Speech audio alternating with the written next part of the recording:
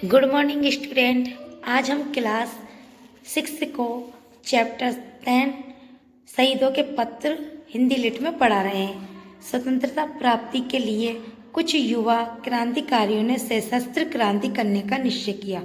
सशस्त्र का अर्थ है शस्त्रों सहित औजारों हथियारों सहित क्रांति छेड़ने का निश्चय किया, जिसके लिए पर्याप्त धन और हथियारों की आवश्यकता थी। ऐसे में राम प्रसाद बिस्मिल, अशफाक उल्लाह खां और उनके कुछ साथियों ने 9 अगस्त 1925 को काकोरी में ट्रेन में जा रही सरकारी तिजोरी लूट ली। और काकोरी में 9 अगस्त और 1925 में काकोरी की कहाँ किया जा रही थी ट्रेन, तो उसमें एक सरकारी तिजोरी थी, उसको लूट ली। किसने? क्रांतिकारियों ने।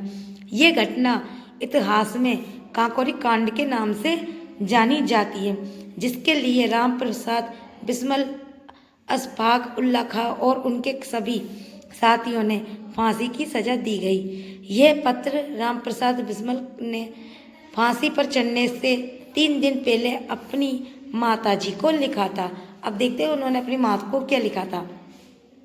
गोरखपुर जेल में 16 दिसंबर 1927 में अब वो अपना पत्र लिखते हैं। पूज्य माताजी, सादर चरण वंदना। तुमने इस शरीर को जन्म देकर केवल पालन पोषण ही नहीं किया, बल्कि आत्मिक, धार्मिक और सामाजिक उन्नति में तुम्हारी मेरी सदैव सहायक रही हो। तुम क्या रही हो? मेरी सदैव सहायक रही हो। मुझे प्रत्येक जन्म में परमात्मा ऐसी माता दे। मतलब वो अपनी माता से कह रहा है कि माँ, आपने मुझे आत्मिक, धार्मिक, सामाजिक उन्नति के साथ साथ हमेशा मेरी हर जगह सहायता की है, मेरी सपोर्ट किया है। भगवान मुझे तुम्हारी जैसी माता हमेशा दे।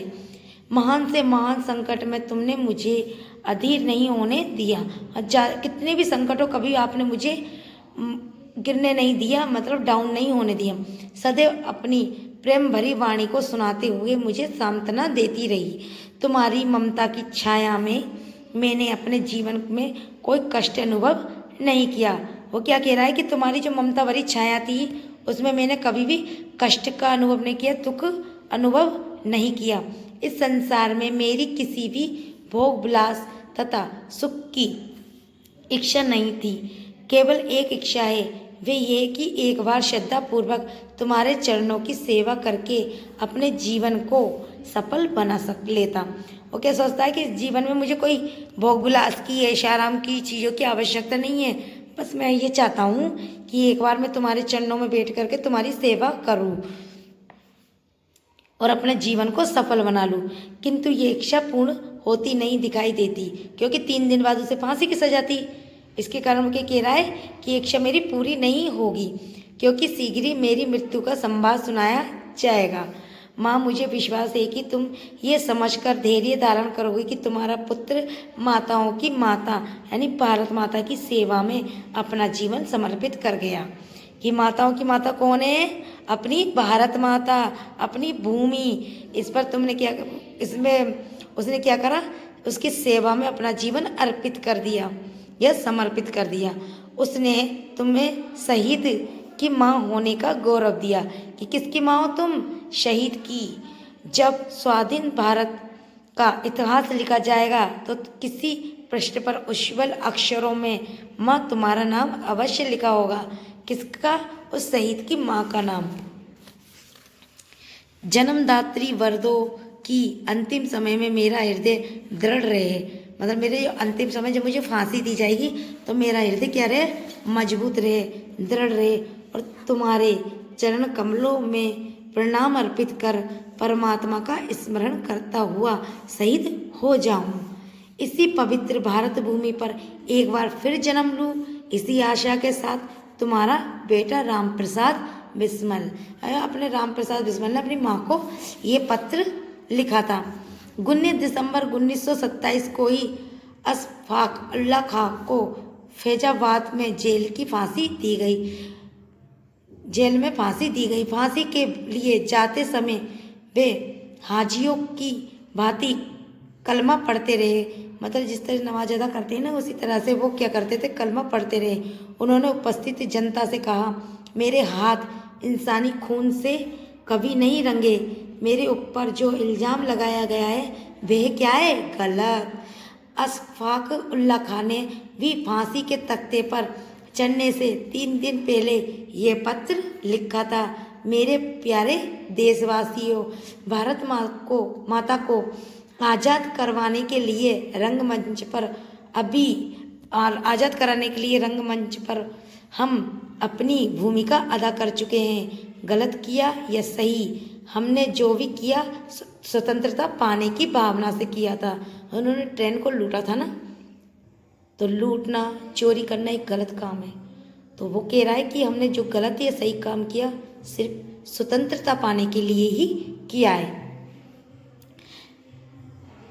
प्रेरित होकर किया है। हम हमारा अपने निंदा कर या प्रशंसा, लेकिन हमारे दुश्मनों तक को हमारी हिम्मत और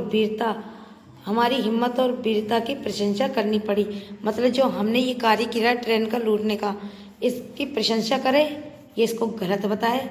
ये हमारे दुश्मन तकों ने ये हिम्मत हो या वीरता हो, इसको भी चाहे प्रशंसा के रूप में लो, चाहे इसको कोई निंदा के रूप में हो।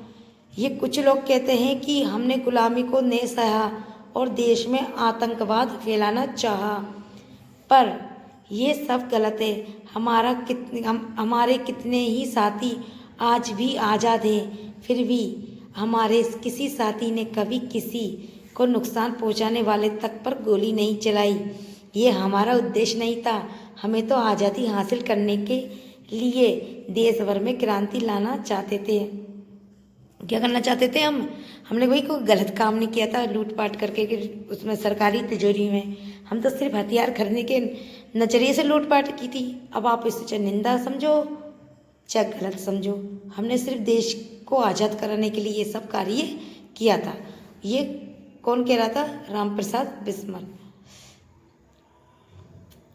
देश में क्रांति लाना चाहते थे। सरकार भी अंग्रेजों की और जज भी अंग्रेजों की, फिर न्याय भी मांग किससे करे?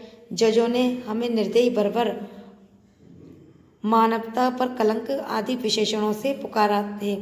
हमारे शासकों की कौम के जनरल डायर ने निहत्तों पर गोलियां चलवाई। बच्चों, बूढ़ों, स्त्री पुरुष सब पर दनादन गोलियां दागी गई। तब इंसाफ के इन ठेकेदारों ने अपने भाई बंधुओं को किन विशेषणों से संबोधित किया था? फिर हमारे साथ ही ये सलूक क्यों? आप लोग जानते हो जलियांवाला हत्याकांड? तो जलियांवाला हत्याकांड में एक मीटिंग हुई थी, सभा हुई थी, जहाँ पर बहुत भारी मात्रा में लोग एकत्रित हुए थे। वहाँ पर क्या कह रहा था? इन अंग्रेजों ने इतनी अंधाधुंध गोली चलाई कि वहाँ पर बहुत से लोग मारे गए थे। तो इसमें ये कह रहा है कि उस समय इन लोगों को गलत नहीं ठहराया गया, लेकिन आज हमने हथियार पाने के लिए सिर्फ ट्रेन को लूटा, उस पैसों को लूटा था, तो आज हमें गलत कहा गया है। ये कहाँ की इंसानियतता है? ये हमें इस पाठ के माध्यम से यही बताना चाह रहे हैं। हिंदुस्तानी भाइयों, आप चाहे तो किसी भी धर्म या संप्रदाय के मानने वाले हो, देश के काम में साथ रहो, आपस में व्यर्थ नहीं लड़ो। रास्ता चाहे अलग हो, लेकिन उद्देश्य तो सबका एक ही। सभी कार्य ही एक ही उद्देश्य की पूर्ति के साधन हैं। एक होकर देश की नौकरशाही का मुकाबला करो, अपनी देश को आज़ाद कराओ। देश के 7 करोड़ मुसलमानों में पहला मुसलमान हूँ जो देश की आज़ादी के लिए फांसी पर चढ़ रहा हूँ। ये सोचकर मुझे गर्व महसूस होता है। सभी को मेरा सलाम। हिंदुस्तान आज़ाद हो, शब खुश रहे। आपका भाई अशफाक। तो बच्चों, ये अपना क्रांतिकारी चैप्टर था और इसका नेम था शहीदों के पत्र। इसमें हमारे क्रांतिकारी भाइयों ने अब किस तरह से क्रांतिकारी कार्य किए थे इसके बारे में बताया है। और ये चैप्टर अब समाप्त हो गया और इसकी वर्कशीट आपको दे दी जाएगी। Thank you student.